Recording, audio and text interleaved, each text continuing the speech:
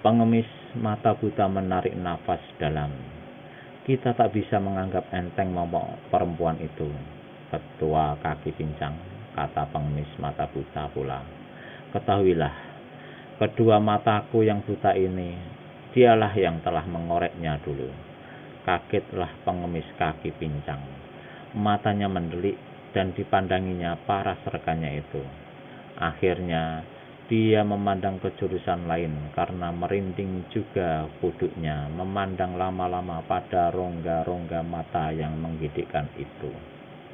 Suasana hening seketika, dan keheningan itu dipecahkan oleh bentakan pengemis mata buta.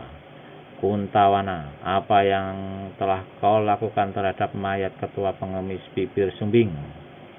Terkejutlah Kuntawana.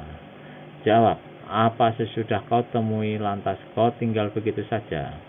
Ketua, di saat itu mayat ketua pengemis bibir sumbing dikerumuni oleh banyak orang, di antaranya beberapa prajurit kerajaan. Tak mungkin bagiku, tutup mulutmu. Kesalahanmu besar. Kau dipecat sebagai anggota perkumpulan.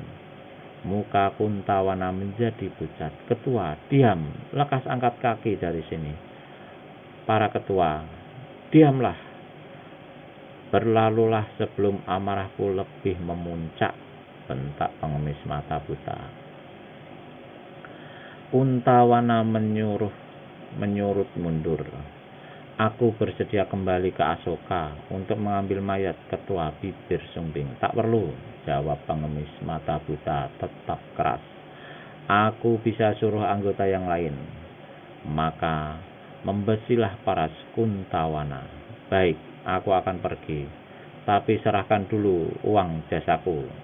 Kurang ajar, kau berani bicara seenaknya demikian rupa. Ini bagianmu. Pengemis mata buta kebutkan lengan jubah hitamnya. Satu gelombang angin dahsyat melanda ke arah Kuntawana. Terkejutlah Kuntawana. Dia tahu betul pukulan yang dilancarkan oleh si mata buta itu pukulan 1000 topan. Dengan cepat Kuntawana melompat ke atas, namun dia tak bisa melompat tinggi karena bangunan di mana mereka berada mempunyai loteng yang rendah. Celaka, mampuslah aku, kata Kuntawana di dalam hati. Namun pada detik yang berbahaya itu, dari jendela samping, satu larikan sinar merah menyambar memapaki angin pukulan 1000 topan.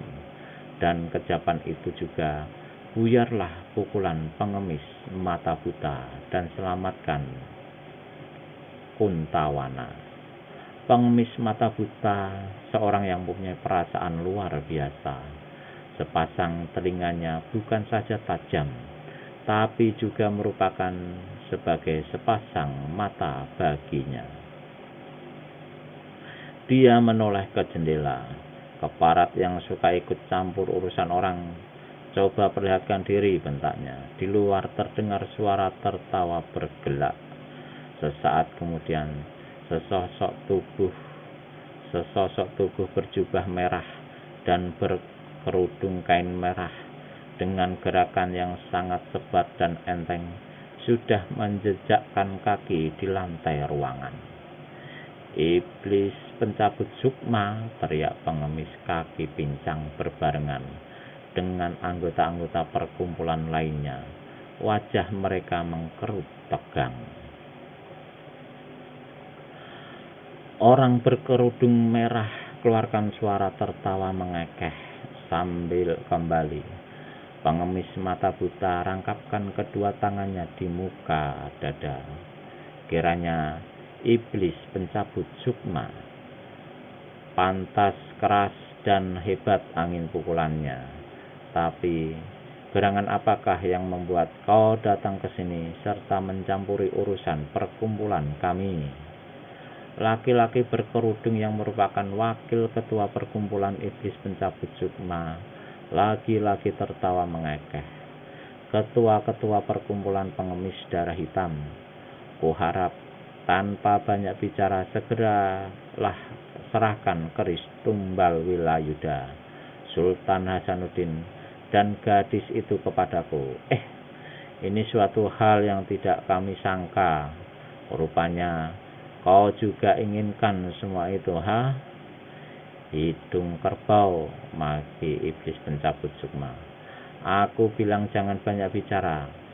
Serahkan cepat, atau seluruh perkumpulanmu akan kulabrak. Kalau tak salah kita ini masih sama-sama satu golongan. Kenapa harus bikin persoalan begini rupa? Semua manusia berhak memang memiliki keris. Dan kedua manusia yang kau katakan itu dan pihakku telah berhasil menguasainya. Kau terlambat, itu adalah salahmu, Sen. Katakan saja kau tak mau menyerahkan apa yang aku minta, memotong iblis pencabut sukma. Untuk mendapatkan semua itu, pihakku sampai korbankan seorang ketuanya. Sekarang kau seenaknya meminta. Aturan macam mana yang kau pakai, kata pengemis kaki pincang. Kaki pincang, kau menentukan kematianmu sendiri dengan bicara macam begitu. Pengemis kaki pincang tertawa tawar. Orang lain mungkin takut pada kau, tapi aku, pengemis pincang, boleh dicoba nyalinya. Iblis pencabut sukma tertawa gelak-gelak. Kedua kakinya meregang. Dalam satu jurus kau akan konyol ke akhirat, pengemis kaki pincang. Coba saja, aku mau lihat, kata pengemis kaki pincang dengan tertawa menghina. Sementara itu telinganya mendengar suara rekannya si mata buta yang disampaikannya dengan ilmu menyusupkan suara. Ketua kaki pincang, hati-hatilah, manusia ini berbahaya. Ketika iblis pencabut sukma angkat tangan kanan ke atas dan ketika pengemis kaki pincang pusatkan telinga dalamnya ke tangan kiri, tiba-tiba Kuntawana melompat antara tengah-tengah kedua orang itu. Manusia Sontoloyo, kau juga minta dikirim ke akhirat, bentak iblis pencabut sukma. Kuntawana menghadap pada pengemis mata buta dan kaki pincang. Para ketua, harap perkenankan aku melayani Dajjal berkerudung ini sebagai penebus kesalahanku. Pengemis mata buta merenung. Baiklah, kaki pincang, kau mundurlah. Maka pengemis kaki pincang pun mundur. Sedang Kuntawana segera cabut cambuk hitamnya. Iblis pencabut sukma menyeringai. Manusia tampangmu cukup 3 langkah saja kulayani, katanya. Kuntawana putar cambuknya dengan sebat. Iblis pencabut sukma maju 1 langkah. Kuntawana tiba-tiba lepaskan pukulan tangan kiri. Sesudah itu, laksana hujan, cambuknya bergelegaran ke arah lawan. Iblis pencabut sukma majukan langkah kedua. Jari-jari tangan kanannya terbentang ke depan, seperti hendak mencakar. Sedang tangan kiri mengebut menahan serangan lawan. Pada detik dia buat langkah ketiga, maka tangan kanannya ditarik ke belakang dengan keras. Inilah yang disebut ilmu pukulan pencabut sukma. Kuntawana merasakan badannya seperti tersedot, isi perutnya seperti dibetot. Sesaat kemudian, anggota pengemis darah hitam ini pun muntah darah lah. Tubuhnya terkapar di lantai tanpa nyawa. Berdebutlah darah para anggota perkumpulan pengemis darah hitam. Pengemis kaki pincang dan pengemis mata buta tergetar hati masing-masing. Kuntawana adalah anggota perkumpulan yang ilmu kepandaiannya tidak rendah. Tapi iblis pencabut sukma membunuhnya hanya dalam 3 langkah. Iblis pencabut sukma tengadahkan muka dan tertawa bekakakan, menegakkan bulu roma. Siapa yang tidak senang melihat mampusnya kroco itu, boleh maju segera, katanya. Kemudian dia berpaling pada dua orang pimpinan perkumpulan pengemis darah hitam. Sepasang matanya kelihatan menyorot berkilat. Kalian berdua masih belum mau serahkan apa-apa yang aku minta. Sebelum kedua ketua perkumpulan pengemis darah hitam berikan jawaban, sesosok tubuh dengan gerakan enteng melompat ke hadapan ketua pengemis darah hitam. Para ketua, perkenankanlah akulah Simpong untuk membasmi iblis yang kesasar ini. Pengemis mata buta tidak memberikan sahutan. Dia tahu kepandaian Lah Simpong memang lebih tinggi dari Kuntawana. Tapi untuk menghadapi iblis pencabut sukma, tingkat kepandaian Lah Simpong masih belum dapat diharapkan. Sebaliknya, pengemis kaki pincang setelah merenung sejurus, lalu anggukkan kepala dan berkata, "Baiklah, tapi hati-hati, manusia ini benar-benar ganas seperti iblis." Setelah diperkenankan begitu rupa, maka Lah Simpong segera putar badan, cambuk di tangan kiri, sebuah toya besi di tangan kanan. Maka dia pun maju ke arah iblis pencabut sukma. Iblis pencabut sukma menyeringai di balik kerudung kain merahnya. Rupanya para ketua perkumpulan pengemis darah hitam lebih suka korbankan anggotanya daripada maju sendiri.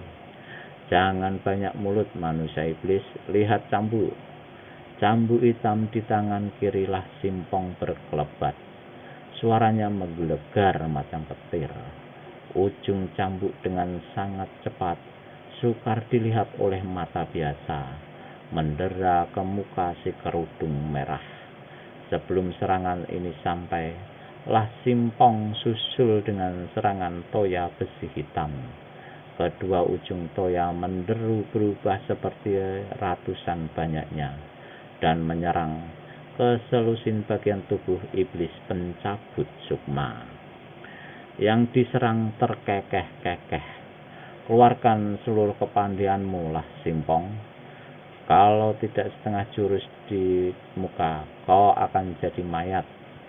Tubuhmu yang akan terkapar lebih dulu, iblis. Ujung cambuk menyambar dengan dahsyat ke muka iblis pencabut sukma. Sementara toya besi sedetik lagi pasti akan luluhkan tulang-tulang anggota iblis pencabut sukma. Tapi pada kejapan mata itu, iblis pencabut sukma kebutkan lengan jubah merahnya. Selarik angin pukulan yang hebat menyusup di antara deraan cambuk dan terus melabrak Lah Simpong. Tubuh anggota pengemis darah hitam ini jatuh duduk di lantai. Mukanya pucat, laksana mayat. Dia berusaha bangun. Tubuhnya tertatih-tatih, tanda dia terluka parah di dalam.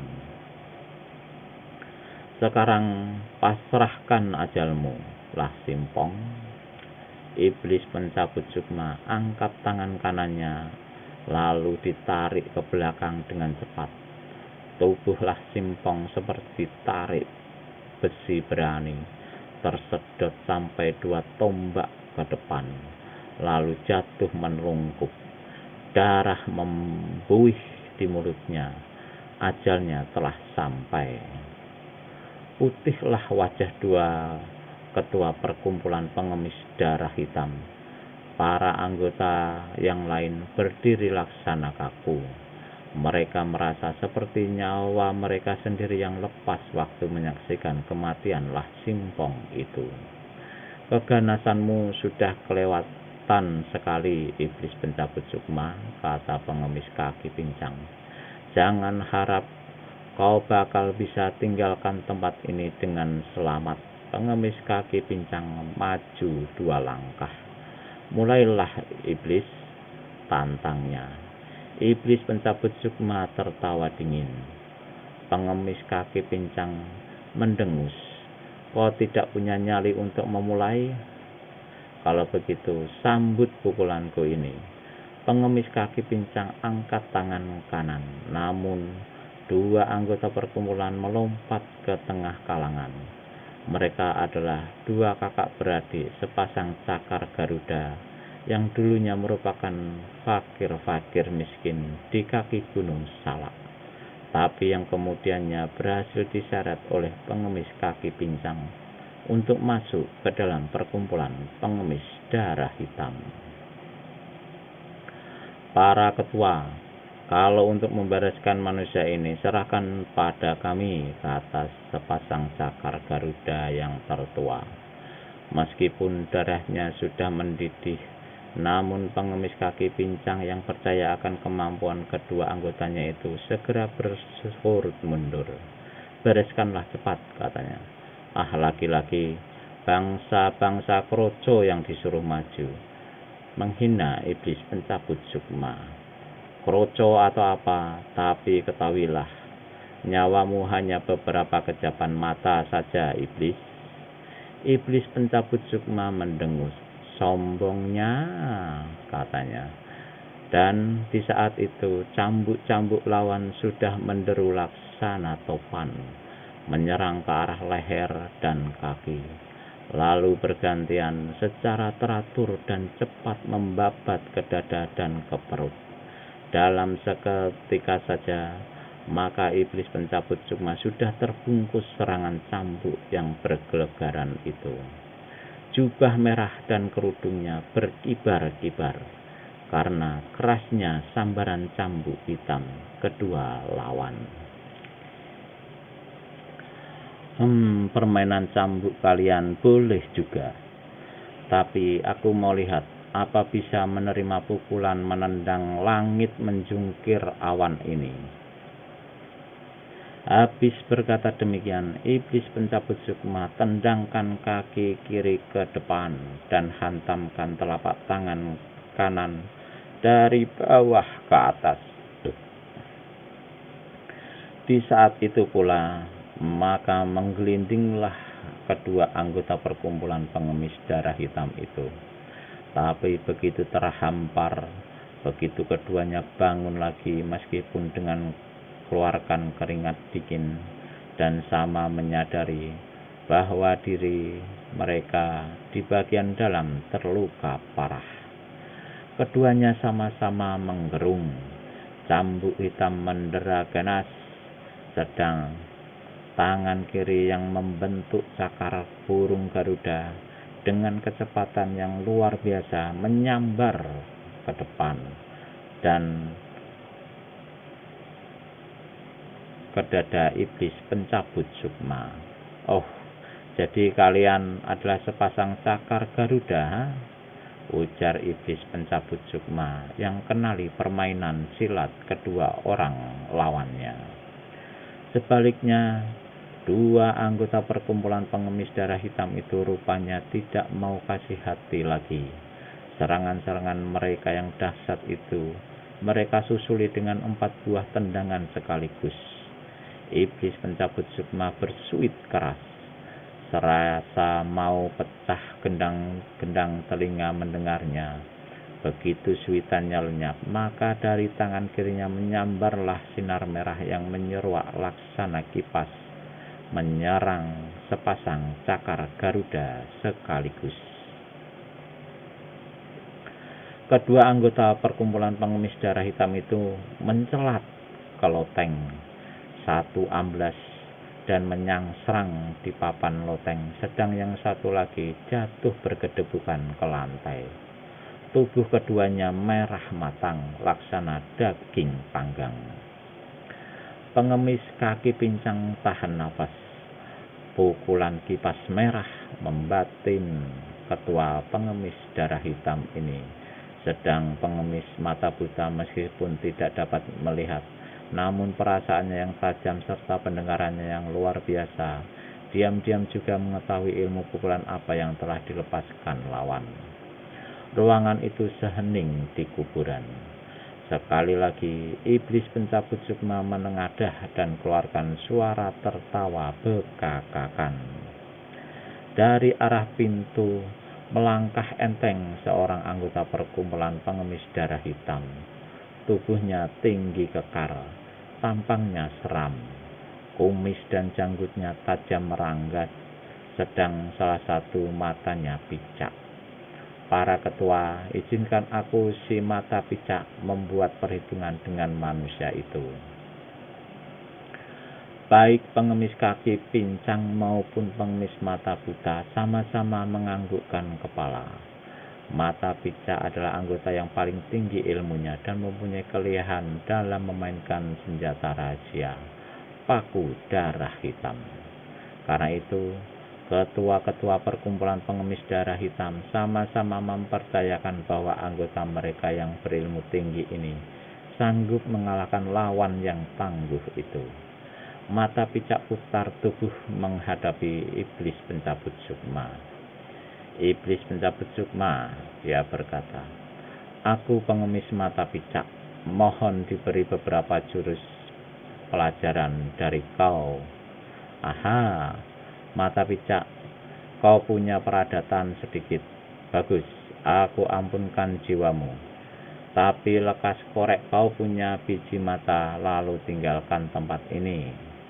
Gigi-gigi dan geraham pengemis mata picak bergemeletakan. Kepongahanmu setinggi langit, iblis pencabut sukma.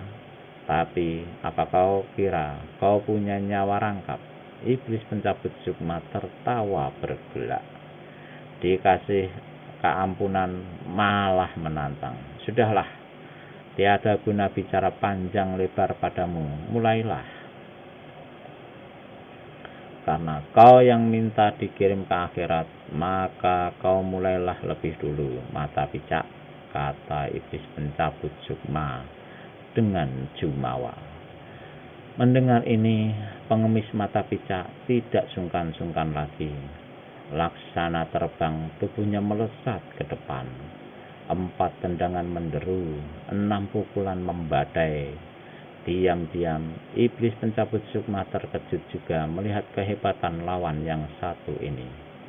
Dia membentak garang dan berkelebat cepat. Tubuhnya pun lenyap. Kelebatan tubuhnya mengeluarkan angin deras yang membendung keseluruhan serangan lawan. Penuh penasaran, pengemis mata picak keruk satu saku bajunya yang bertambal-tambal. "Lihat paku," serunya. 12 buah paku hitam yang beracun melesat menyerang 12 bagian tubuh iblis pencabut nyawa. Manusia berkerudung ini menggerung dan kebutkan kedua tangannya. Maka terdengarlah jeritan pengemis mata picak. 6 dari paku darah hitamnya yang beracun berbalik dan menembus tubuhnya, sedang 6 lainnya mental ke loteng. Terbeliaklah mata pengemis kaki pincang dan anggota-anggota perkumpulan lainnya yang masih hidup. Sedang pengemis mata buta yang tidak punya mata, kelihatan wajahnya mengkerut tegang. Iblis pencabut sukma, buka suara pengemis mata buta. Kita sama-sama satu golongan hitam. Antara pihakku dan pihakmu tiada permusuhan. Mengapa turun tangan sampai seganas ini? Ah, aku bosan mendengar bicaramu yang itu ke itu juga. Walau bagaimanapun, aku tidak sudi disamaratakan satu golongan dengan kau. Aku beri waktu 5 kejapan mata bagimu dan rekanmu si pincang untuk merenung dan memenuhi permintaanku. 5 kejapan mata pun lewat dalam suasana hening tegang. Kalian manusia-manusia keras kepala dan dogel geblek, bentak iblis pencabut sukma. Lihat ini.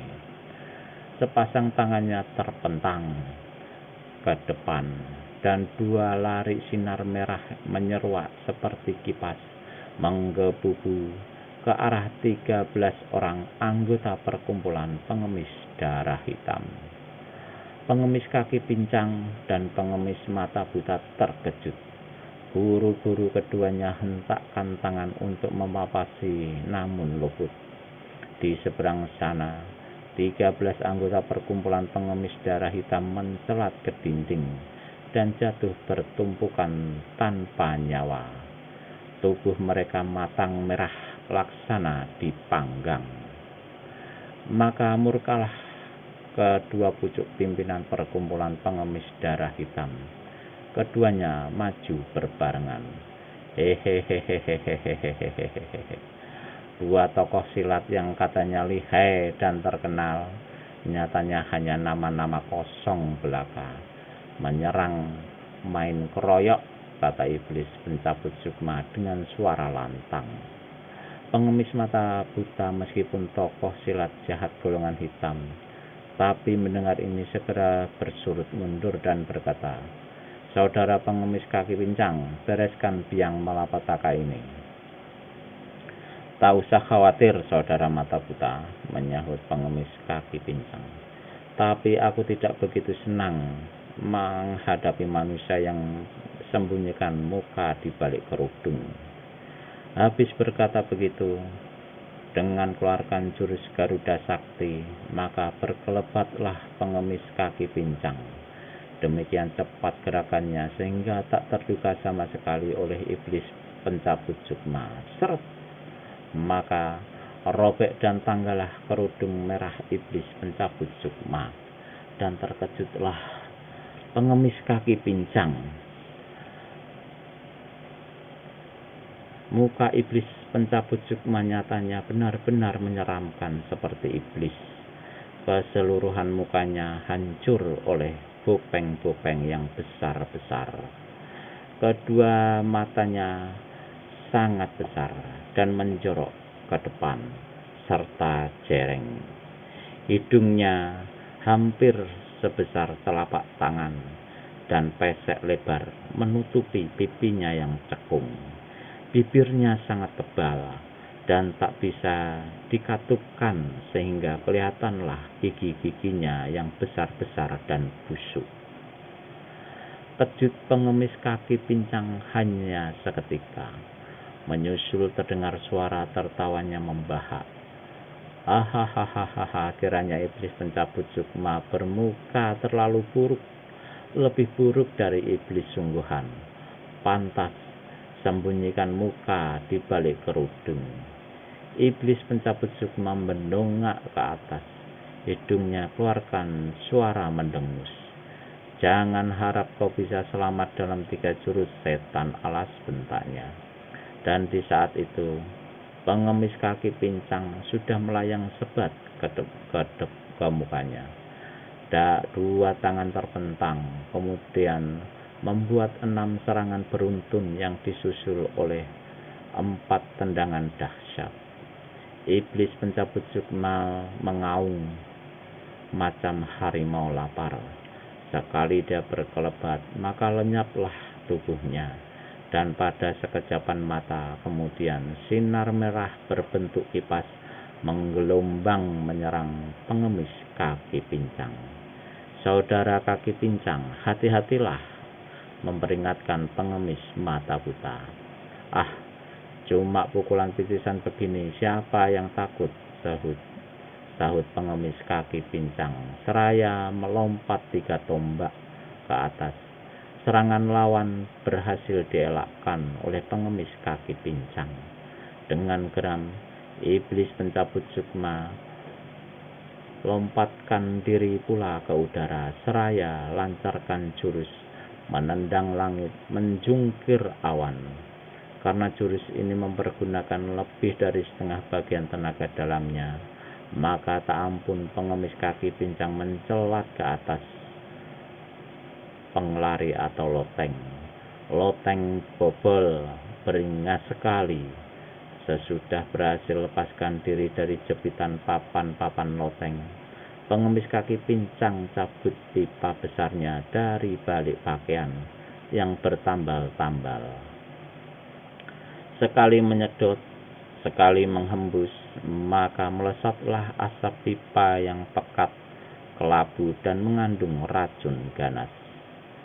Ilmu rosokan macam ini tak perlu dipertontonkan padaku, kaki pincang, ejek iblis pencabut sukma.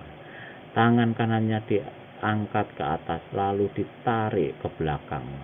Pukulan pencabut sukma pengemis kaki pincang dengan cepat dikerahkan tenaga dalamnya, tapi apa daya, dia tak bisa selamatkan diri. Isi perutnya seraya dibetot, nafasnya serasa disedot, dan wah, pengemis kaki pincang muntah darah. Laksana daun kering, tubuhnya yang tak bernyawa itu melayang ke bawah dan terhampar di lantai. Perkataan iblis pencabut sukma yang menyatakan bahwa dia akan membunuh lawan dalam 3 jurus kini terbukti. Dengan menengadahkan mukanya yang seram itu, iblis pencabut sukma tertawa panjang, laksana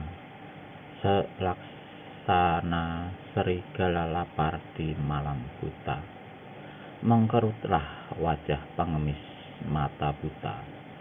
Urat-urat lehernya menggelembung, pelipisnya bergerak-gerak, sedang rahang-rahangnya bertonjolan.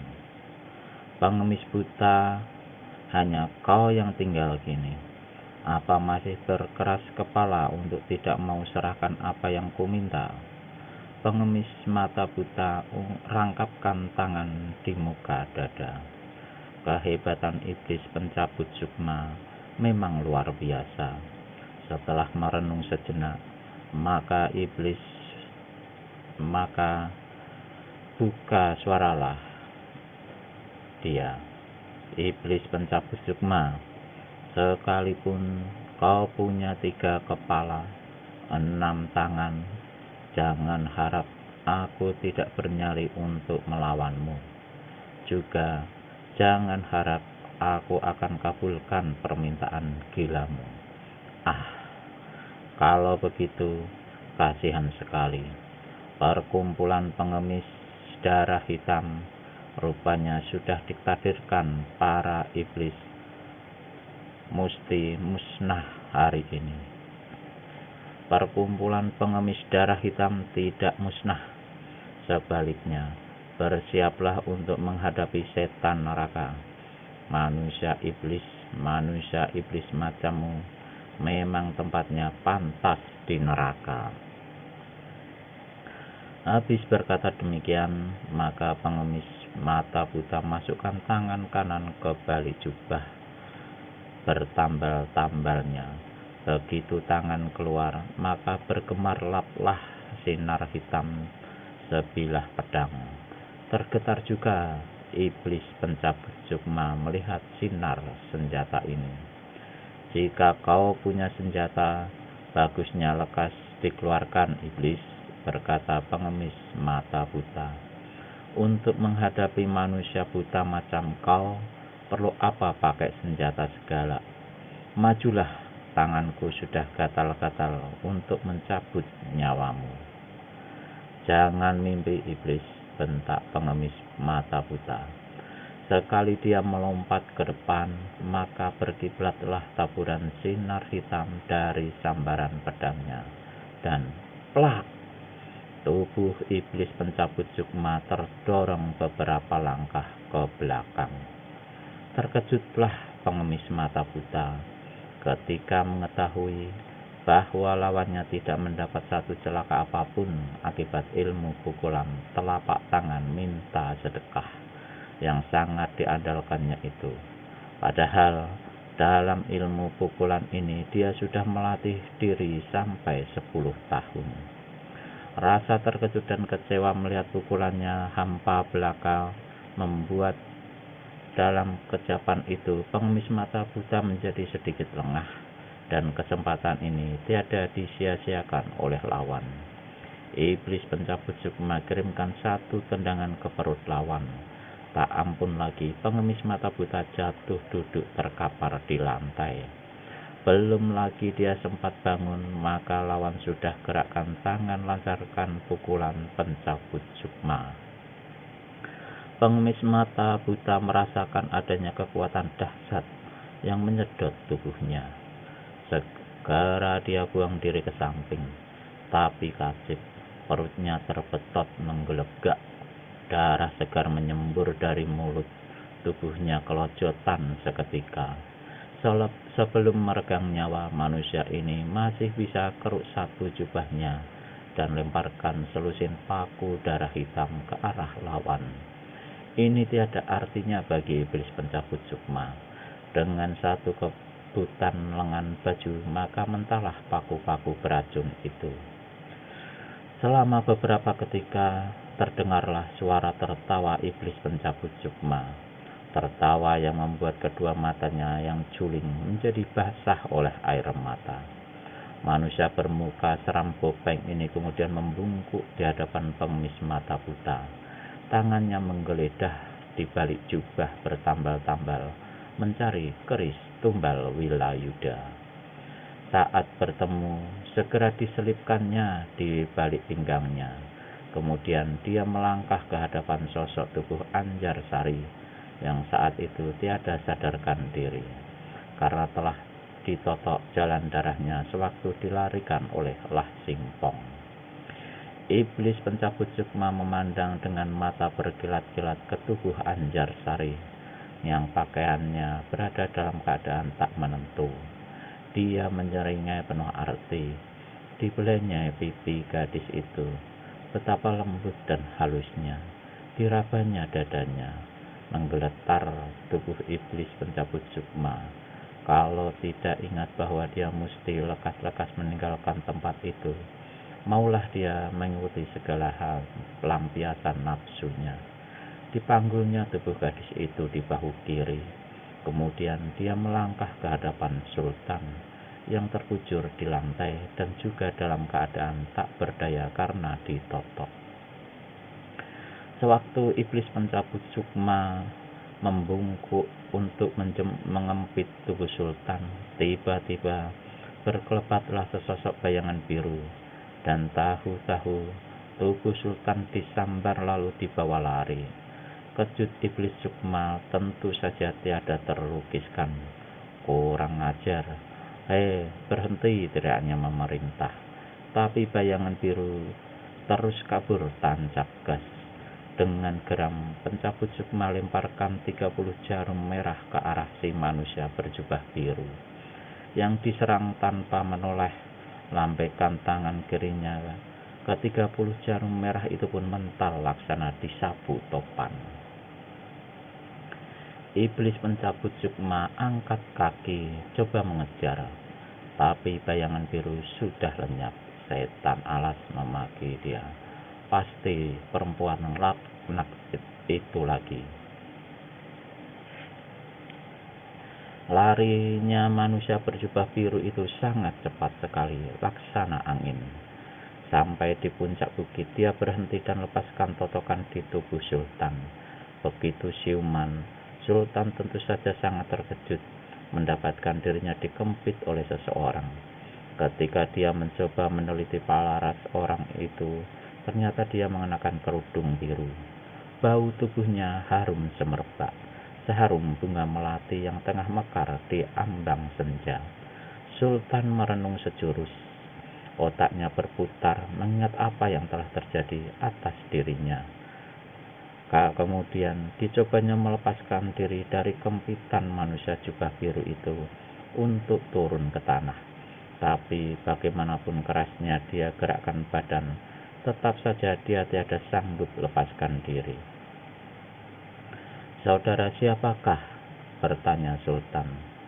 Orang ini tiada menyahut, melainkan menjelajahi seantero kaki bukit dengan sepasang matanya yang bening. "Saudara, kau tentu orang yang telah menolong aku, tapi siapakah engkau adanya? Mohon agar diriku diturunkan," berkata Sultan Hasanuddin.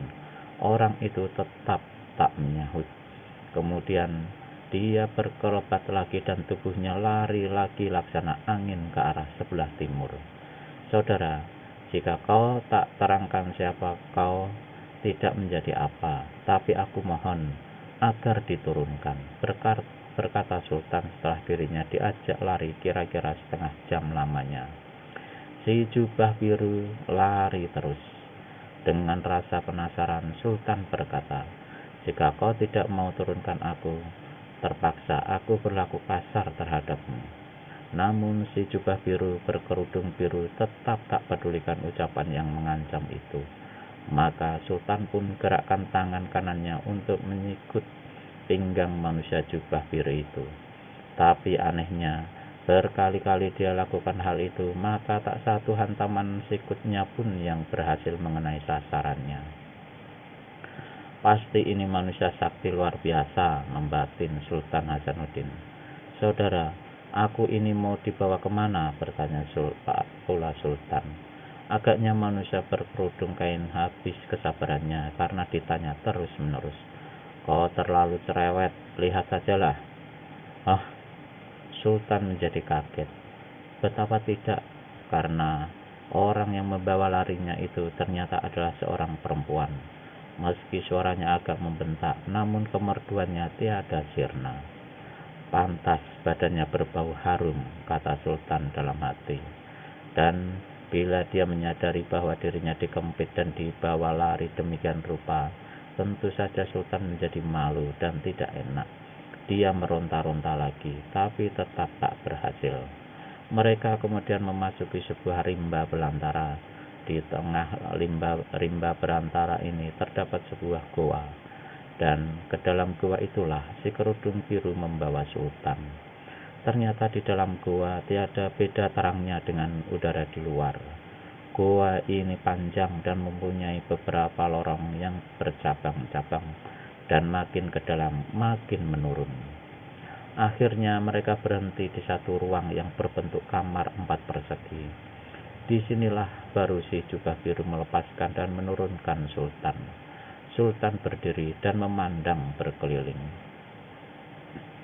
Di salah satu dinding Sultan membaca sebuah tulisan yang berbunyi, "Goa Dewi Kerudung Biru."